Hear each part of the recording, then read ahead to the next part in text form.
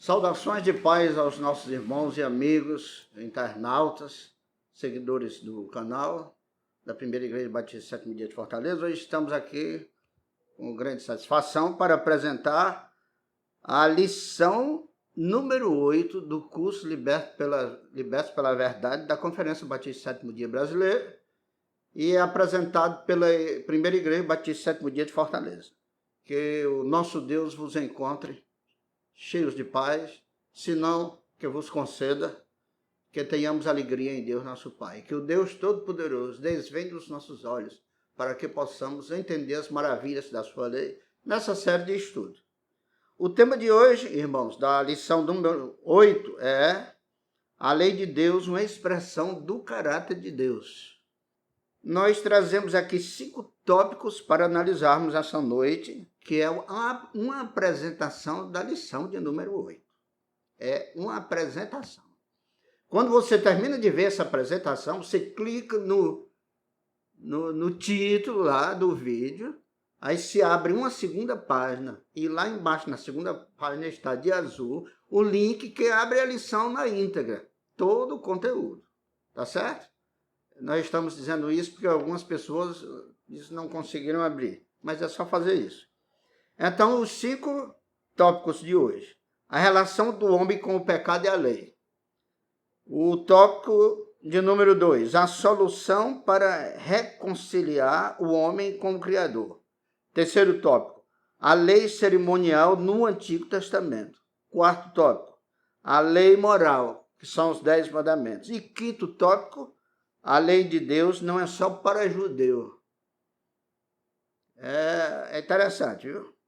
Então, a relação do homem com o pecado e a lei. Nós sabemos que primeiro foi criado o homem. Segundo, aconteceu a queda, né? E terceiro, veio a lei. Inclusive, a lei ela foi revelada e dada através de Moisés na íntegra depois do cativeiro do Egito, quando eles vinham pelo deserto. Sabemos muito bem disso, né?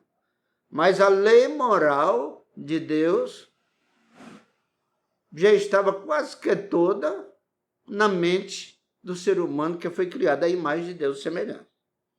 Então, repetindo, a relação do homem com o pecado e a lei. Primeiro veio o homem, segundo o pecado, terceiro a lei. Essa é a ordem da revelação no tempo.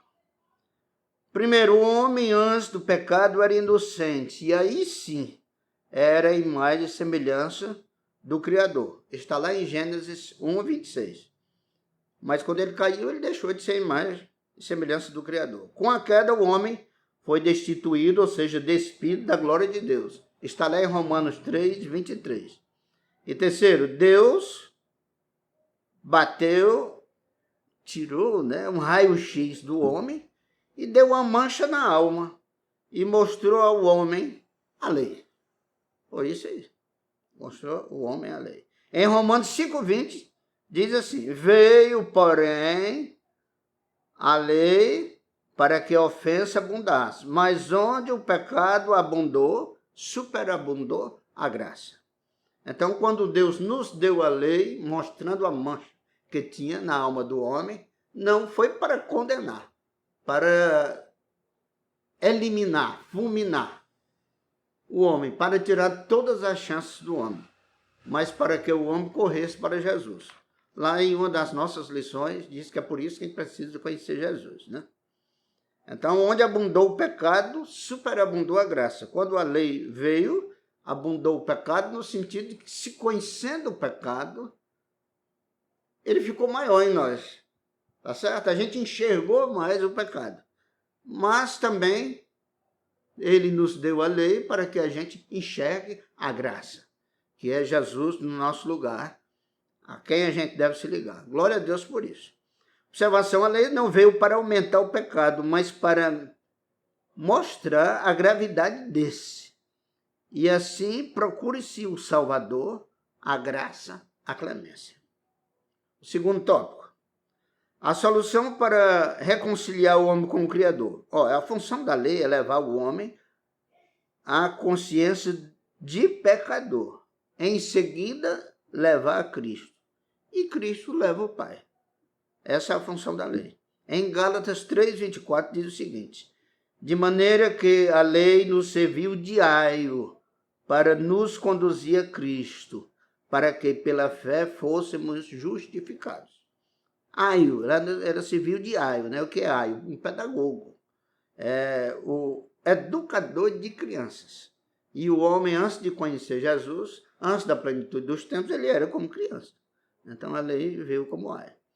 Aí vem o quarto C na ordem da revelação do tempo, no plano da salvação: Cristo Jesus. Ou seja, o primeiro o homem, né? O segundo o pecado, o terceiro a lei, e o quarto C na revelação do plano da salvação: Jesus Cristo. Bendito seja Deus.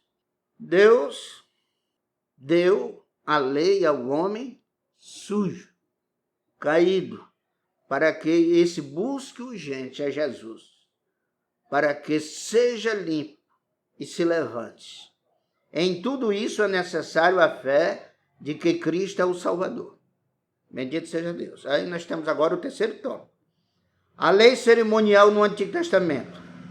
Mais uma vez, valemos-nos de Gálatas 3:24.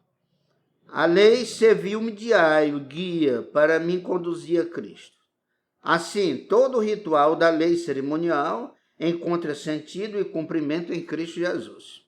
Exemplo: o templo, o altar, o cordeiro, o sacrifício, o sumo sacerdote, as festas, etc, etc, etc.